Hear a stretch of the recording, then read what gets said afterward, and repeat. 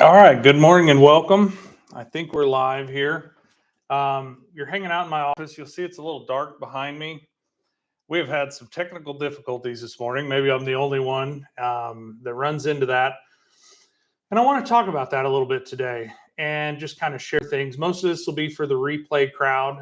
Anybody that normally sees our Monday morning podcast, it usually comes out at 6:30. And I have been fighting this and finally I think we're here. If I can see what I got going on here is actually working. And even here in the office, we had our Fortin Sunshine store expanded and remodeled a little over a year ago. I say remodeled, it was mostly new construction.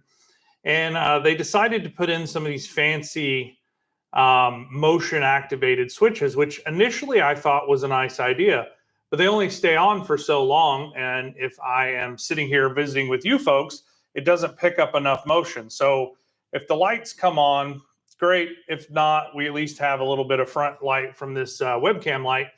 So I'm going to hang out with you guys and talk a little bit about maybe, I don't want to say saving money, but not throwing good money after bad. I don't know about you guys. I was in the business and an adult and professional position during '08. And I would love to hear your guys' thoughts or your experiences in the comments of what it felt like in 2008, because I'm seeing some significant similarities even in the housing market itself. I've got a technician that's looking for a house. He's found a really cool place, actually not too far from where I live. And it would be awesome to have him kind of in my neck of the woods. But they lowered his housing price $14,000 from yesterday to today. And I am starting to see some canary in the coal mines, if you will. And I feel like our dollars have to be better utilized than maybe they have the last several years, because the velocity of money was so fast. Now, I'm not an economist. I'm not telling you how to spend your money. I'm just telling you what I've seen over the last 25 plus years in the professional space as far as your automotive needs, and really kind of how that played out last time. So maybe we can pay attention to it and prepare better for, kind of what we're dealing with or some of the headwinds we're dealing with now. So this weekend, Annie, which manages my Sunset location, and I have done a children's safety event in conjunction with a large hospital here in Springfield. That's a very well-run event. And so we did that this weekend, and it was a absolute blowout this weekend as far as the weather was good. The traffic, as far as a lot of you out there that I got to meet with and actually shared some experiences with your car needs, or talked about the radio show that we had previously been doing the last 9 years or so, which I kind of stepped away from that at the beginning of this year, or the very end of last year. Essentially, we cut it off at the end of 2024, and which I really appreciate. So if you guys found or knew of me from there, a huge thank you. And that's really why we wanted to continue our podcast here, is to continue pushing out some of this information. And it's not just one-sided where I'm trying to hopefully tell you what's going on and what would benefit you. It's that this automotive industry is changing so rapidly. I like to know what you guys are seeing in your businesses or your day-to-day life. I mean, fuel prices are starting to come down a little bit. Definitely not $4 a gallon like they were in '07 and '08. So that's a blessing, in my opinion. As we go into summer, I think that's going to help people travel quite a bit and take some of the burden off of that. But just daily life, the dollar is obviously not going as far as it used to. And a lot of the questions that I got really spurred my my topic of discussion for today. And the questions, a lot of them were, hey, I've got this going on with my car. How much is this at this children's safety event? Which I totally get. I mean, I think that's one of the most stressful things when something goes wrong, whether it's your car, whether you've got an HVAC company you're dealing with, whether you have a medical condition and you don't know what the actual problem is. And getting to the root cause is what we're going to talk about today. We're 5 minutes in, and I'm finally going to tell you what we're talking about today. It's the importance in my experience of the testing or / diagnostic process that I think a lot of people struggle with. And I was out at our Republic shop, and I heard a very nice lady come in, and she was price shopping, and I totally get it. And she had really a problem with her car, but no idea what was causing it. And even her Googling that she kind of had talked about, it didn't clear it up. It just gave her more question marks. And she was struggling with the charge of actually paying to find out what's going on with it. And so I'm going to ask a couple of questions, and I'm going to give my 2 cents on why I know that being the best guesser in town is going to cost you money. And I'm not really picking on Google or YouTube. There's good information out there, and there's bad information out there. There's good mechanics out there, and there's bad mechanics out there. You really need to understand, do they have the experience, equipment to actually get to the bottom of what's going on with your vehicle and your main problem? I get it that people are hesitant to pay for checkout time, diagnostic time, testing time, whatever you want to call it. I totally get it. And I'm a little curious of why you guys feel that way out there as a consumer. Maybe because I'm in the industry, I know how absolutely expensive, and it's the most difficult thing I do every day is be correct when I come to you and say, hey, this is what's going on with your vehicle, and this is how much it's going to cost. And a lot of times, and I'll give a couple of examples if you don't mind. A lot of times I see new parts on vehicles, or I see damage from somebody else installing parts. Now, I'm not to say that things don't break when I'm working on your car. They do. But I have the know-how and the resources to rectify those concerns while I'm in there doing the service on your vehicle. So I don't want to be the best guesser in town. Okay. I walk around all the time. Now, this shirt doesn't have any of my ASE certifications on it. I think I have 22 or 23 current automotive service excellence certifications. So obviously I'm very well equipped and very well trained to know what's going on with your car. And I have people almost every single day, hey, my check engine light's on. What's wrong with my car? There are literally thousands and thousands of things that can turn that check engine light on. You can have a problem and not have a service engine light on. ABS light, stability light, traction control, TPMS, tire pressure monitor. You can have a drive-by-wire light on. I mean, there's a myriad of changes going on with the automotive field every day of the week. And I get that question all the time, and the expectation is, oh, you're a mechanic, you automatically know what's going on with my car. I have worked and been trained by some of the best mechanics, technicians in the business. And there's one common thread. The further up their skill set gets and their abilities get, the less they will tell you and shoot from the hip that this is what's going to fix your car. I heard it talked about in a classroom one time, the red car syndrome. Well, the last 5 red cars that came in here, this part fixed it. So when the 6 comes in there, they don't test anything. They just throw that part on there, and then it doesn't fix it. Now what do you do? Now, that's not who I am. That's not who A1 Custom Car Care is. And we've worked really hard to be very good at diagnosing and repairing the root cause of your vehicle. Now, sometimes it's a failed part. You know, it is a misfire, for example, and it's burning up ignition coils. I have one of these coming in here pretty shortly, where another service center has put several ignition coils on there, and it continues to melt down and burn those ignition coils out, whether it's aftermarket or OE. OE is original equipment. That'd be from the mothership. You know, if it's a Chevy, you get it from Chevy. And so that's a whole nother topic as far as parts quality. But clearly the ignition coil that is bad is 100% correct. That's bad. But we need to get to the bottom of what the root cause of it is. And so I'm going to be picking this vehicle up and doing some testing with one of my technicians to find the root cause and then be able to rectify that to where you don't just keep eating ignition coils. I hope you're tracking with me on kind of where I'm going with this. So with that being said, we want to make sure that, okay, this is what's going on. Your information and your participation in this is critical. I've shared this story a lot of times, and I'll try and keep it brief, but early on in my career, I had a gentleman come in and had some issues with it. I don't actually recall. It was a Subaru. I remember that. And I'm trying to say, okay, hey, what's going on with it? What do you got? Why?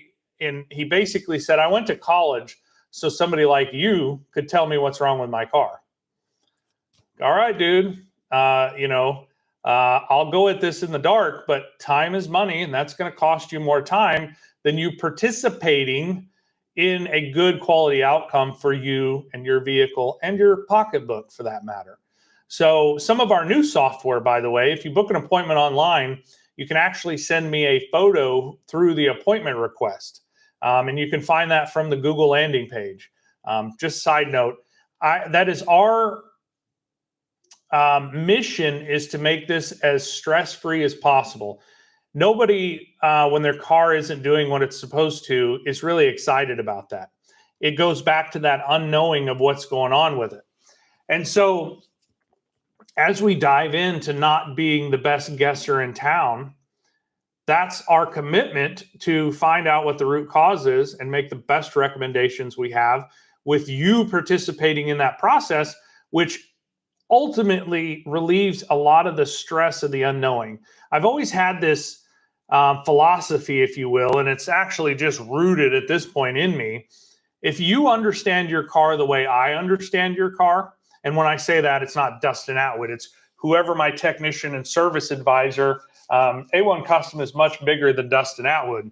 And so a lot of you guys are dealing with, some of my technicians, service advisors, and they are committed to this as well. So when I say it is regardless of where you're at, this is our end goal, is if you understand what's going on with your vehicle, I don't have to sell you anything. Now you have the information and the informed decision-making ability to make the best choice possible for you and your family. And that may not be fixing everything that we find on your vehicle. These vehicles are getting so maintenance hungry to avoid catastrophic failures, it's not even funny. And so the value of the testing or the diagnostics or the service call, if you're in a different industry, is getting that information. And I'd love to tell you that it was as easy and quick as pulling up to the big parts store, plugging their magic reader in there, and it tells you what's going on with the part or with your vehicle. It's just not the case. It does not work that way. I joke all the time, and I keep this here in my office. They wanted them out at the counter, but I just didn't think that was going to be a good solution. But that says A1 Custom Car Care Free Diagnostics, or it's A1 Custom Free Diagnostics. And this is a magic 8-ball. And essentially what it is it's like the kid's toy that you had when you were a kid, but it's got automotive stuff in there that says, it needs an alignment, needs tires, needs an alternator, needs a computer. Everything's always the computer. It's the computer's bad. The amount of actually bad computers that we see in the professional side of the world, it's very infrequent. More often than not, it's some input to the computer that's causing the problem, and people don't know what else to do. So it's got to be the magic computer. It's typically not.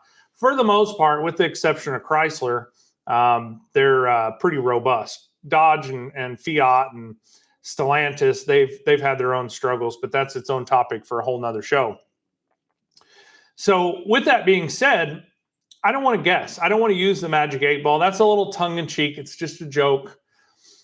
The amount of subscriptions that we pay for diagnostic software, the commitment that we have to having the right diagnostic equipment, software, and in the hands of a skilled technician, we invest a tremendous amount in that, and it doesn't come easy either.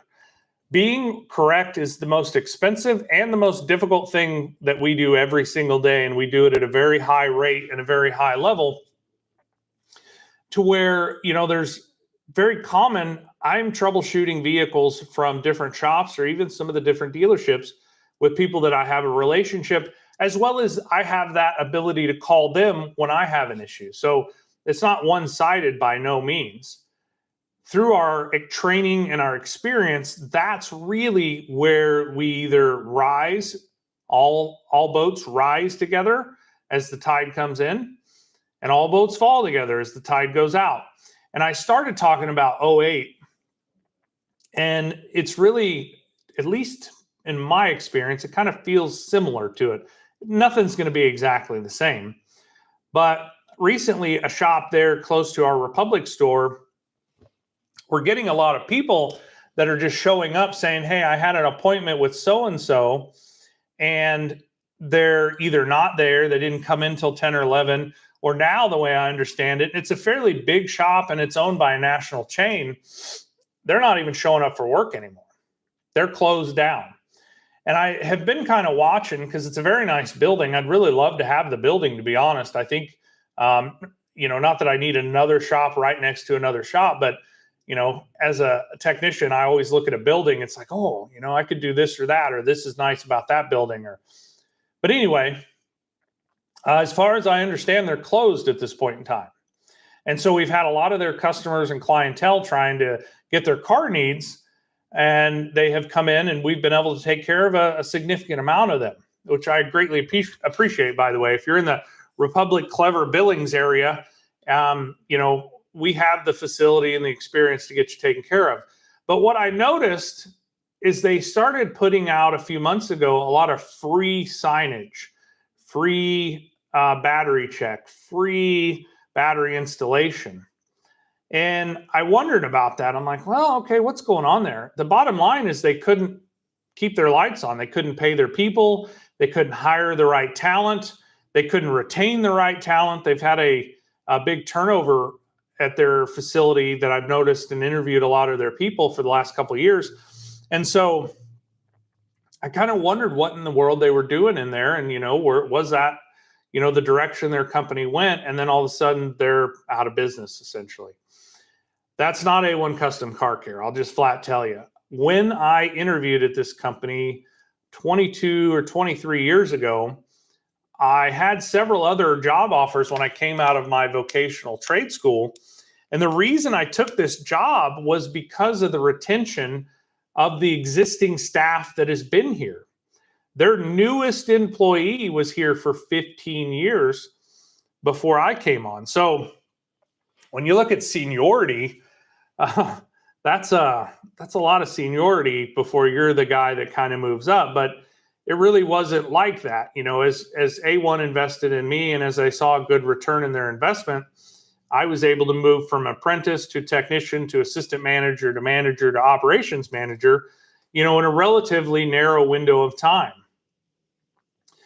And I believe the reason that I was able to do that, A, is I was committed and I love what I do for a living, but B, I realized very early on, we are in the automotive business, but more than that, we're in the people business.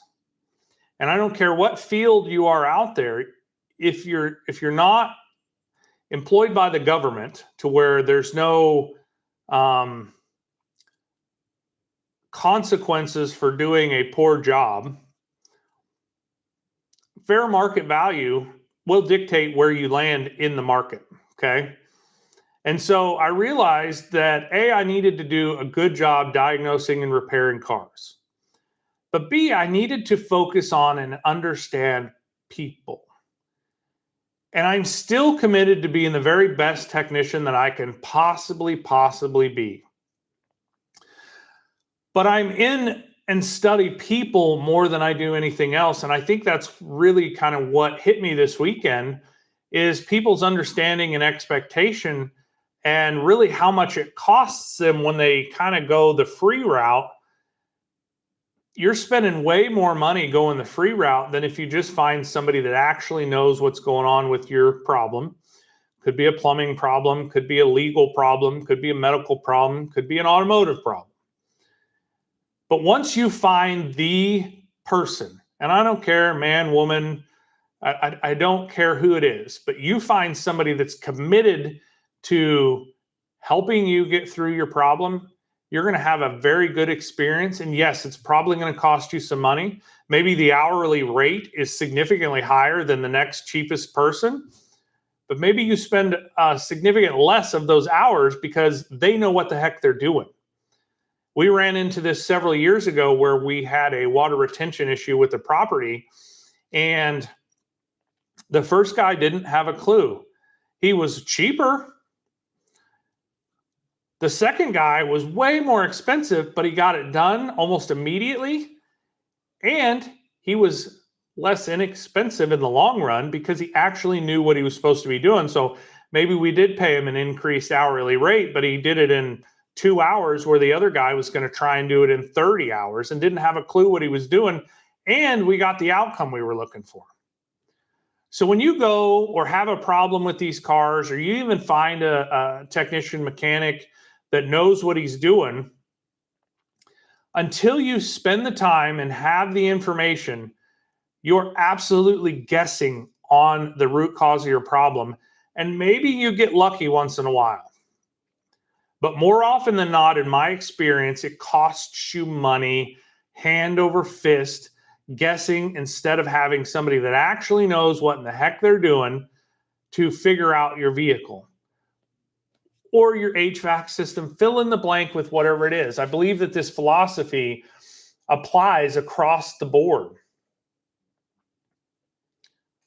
When your vehicle comes in, whether you have a noise, check engine light, smell, drivability problem, fill in the blank, the more accurate and concise information you can give us, the less money it's going to cost you, hands down. We do not do free diagnostics here. That's the most valuable service that I can offer you. I would say aside of fixing the car. And I need to be able to spend the time, money, and equipment necessary to give you a good, real answer of what's going on with your car. Then we can talk about what fits you and your family best as far as repairs. Now let's talk about the alternative. Maybe you get on Google, maybe you got your own cheap code reader, maybe you got a Magic 8 Ball like I got here, and you start chucking parts at it. Well, your time is worth something just like mine is. It may not cost you monetarily out of your wallet or out of your online bank account, but it costs you money spending that time not doing something else or enjoying life with your family. Secondarily, most of those parts, we're getting to the point where you can't return things like you used to. You're going to be saddled with a lot of those parts, and they're not going to take them back. Thirdly, a lot of the parts you take off are poor or worse quality than the part you changed that you did not need to change to begin with. And so now I have, hopefully you did a good installation. Maybe you didn't, maybe you did. Maybe the guy you ordered off Marketplace that's mobile, or you took it to a shop that's way out of date. There's a lot of shops right now that are getting far and far out of date. And I'm very proud to be a part of a company that is not. We're very current on our training. We're very current on our equipment. And that is a lot of times the phone calls that I get from other facilities that are not A1 Custom Car Care. Hey, what are you guys doing about this? Well, I've already overcome that, and this is what I'm doing.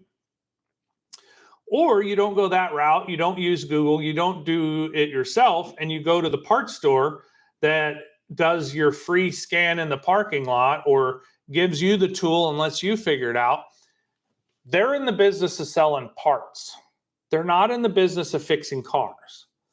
They make a tremendous amount of profit selling you parts you did not need, let alone inferior parts on top of that, because the global economy now, and maybe some of that's getting under control, time will tell, history will be the judge of that. The quality is terrible on a lot of parts right now. And so as a company that is in the business of fixing cars, We source our parts from places, A, that is the very best that I can possibly get you. And B, we do this all the time, so I know what not to use on your vehicle. I don't know about you, but that's worth something to me. Regardless of what you might think or may not think, technicians don't want to continue working on your car. We want to bring it in, we want to figure out what's going on, and we want to fix it. If you have to bring it back, we get no enjoyment out of that. We want your car fixed as bad, if not worse, than you do. And I can tell you that with absolute authority. I want to service your vehicle and I want to continue doing repairs on it. I don't want to do the same repair or same testing checkout time for the same issue time and time again. I get no joy in that. You don't have time for it and I don't have time for it. Does it happen? Oh yeah. So what do we do different?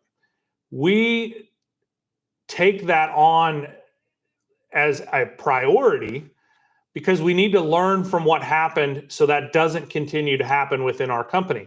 I move between 5 locations pretty much all week long. I have some of the best technicians in the industry that I know of work with us. We're constantly in good communication with each other. Hey, I saw this. Hey, what do you think about this? Hey, watch out for this. And that's not something a lot of other facilities have.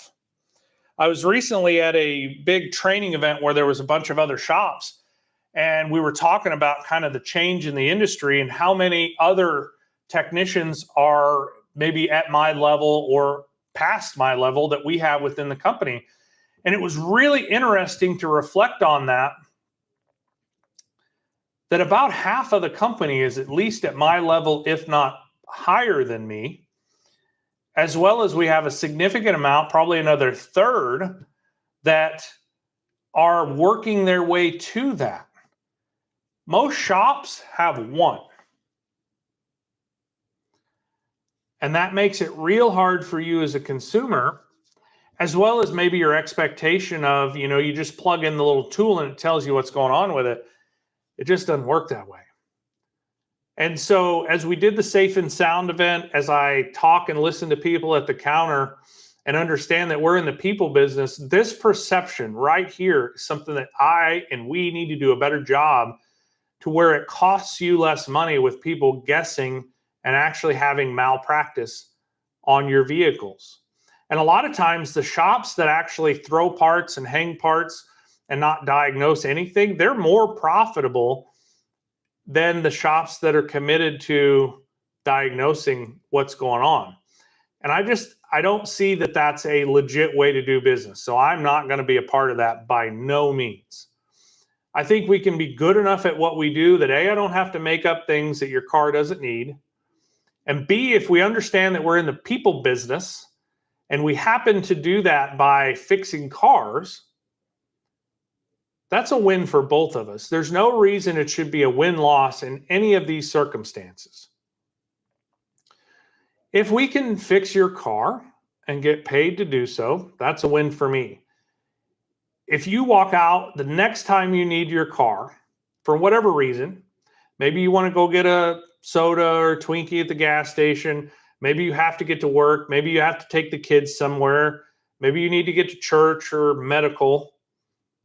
The fact that I was able to make sure that your car started and got you safely from point A to point B, I view that as a win. The other side of that is as I look at the new car market, they ain't giving those things away. So the longer you can drive your vehicle as it is right now without payments, I view that as a win too. I would love to hear your thoughts on this subject about us being in the people business and we fix cars as a byproduct, as well as your value or what your thought is on diagnostic and troubleshooting charges and time. And really, is it as simple as the magic 8-ball? Or is it as difficult? And I probably need to do some in-depth videos. I have some new equipment that I'm working with of really, truly how difficult some of these vehicles are to diagnose and why that's valuable to you. Thank you so much for hanging out with me on our podcasts. Leaving comments in the comment section And if I provided you some value, please think about and contemplate liking and subscribing. I hope you guys have a great week, and I hope you don't have to call me.